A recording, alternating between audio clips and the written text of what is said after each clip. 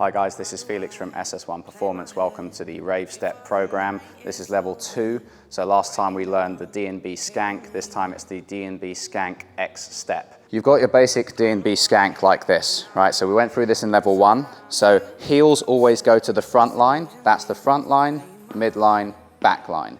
Heels always belong on the front line. Flat feet always belong on the back line. If you ever get stuck, that's the best way to remember. If something's going to go forward onto the front line, it has to be a heel. If something's going to go onto the back line, it has to be a flat foot, okay? So that's why on here it says flat, toe, heel.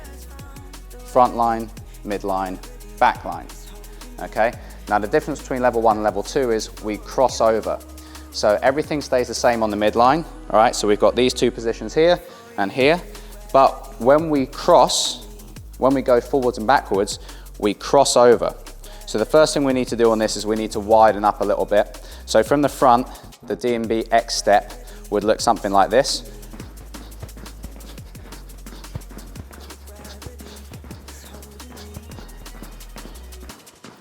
Whereas the level 1 looks like this.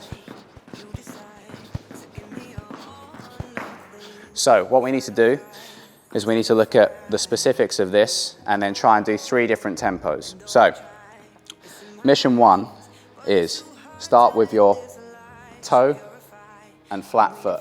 Always start from this position here, right, left, flat foot, toe. Then you can see we cross over in opposite directions. So from the side, we go from here, we cross over to here, we go back to the midline, we cross over to here. So from the side, you just need to understand that it's heels go forward, flat feet go backwards. Okay? Now if I look at it a different way, if I'm on the midline here, then you're going to see everything cross over here. And again, we've got heels going forwards, and then we've got flat feet going backwards. Now, when you're trying to learn this step, the best thing to do is remember, your body doesn't change. That's going to be a later level. On these ones, you want to stay focused and stay forwards and have your legs do the movement for you. Now you can start to style it out. If you noticed, I've got a basic step like this. That's what I would teach someone trying to learn on the first day. If they got that, I would then widen them up. And you see I'm leaning into it. And then if you really want to go for styling out completely, you can completely drop your toe on. There's no weight on there. We went through this in level 1, but you can start really trying to get out into the wider parts of the movement and completely turn your foot inwards as well. Now it's all based on the same principle. See, there's still a toe on the midline, there's still a heel on the front line, there's still a toe on the midline, there's still a heel on the front line. You've got ways to start with basics, intermediate, and advanced. But we've also got 3 different tempos. First of all, we do half speed, okay? So we don't want to rush it. We just want to get used to the heel going forwards. If you've done level 1, you should find that the heel going forwards is quite natural. So I'm going to assume that if you're here on level 2, you can already do a pretty good DnB Skank step.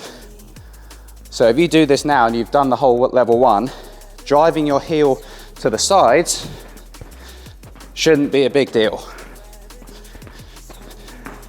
So half time would look like this. 1, 2, 3, 4. 1, 2, 3, 4. Probably, like, depending on the track, the 174 BPM might look something like this. And you can see I'm moving my body around just naturally in relation to what my feet are doing. And I'm also rotating my heel in to get to the ground quicker. So I could do this, but I'm driving my heel across. Now, the one that I quite like, if you're trying to get good at these, is to do the explosive step. So you've got your half time, your full time, and then you've got your bounce. And that looks like this. So That's going to help us later with so the bounce will help us a lot when we do the actual DnB V-Step, which is the latest levels. So when you're going like this, you're really getting used to using your foot and ankle. And you see every time my foot goes forward, it's a heel. And I'm always back on the midline in roughly the same way.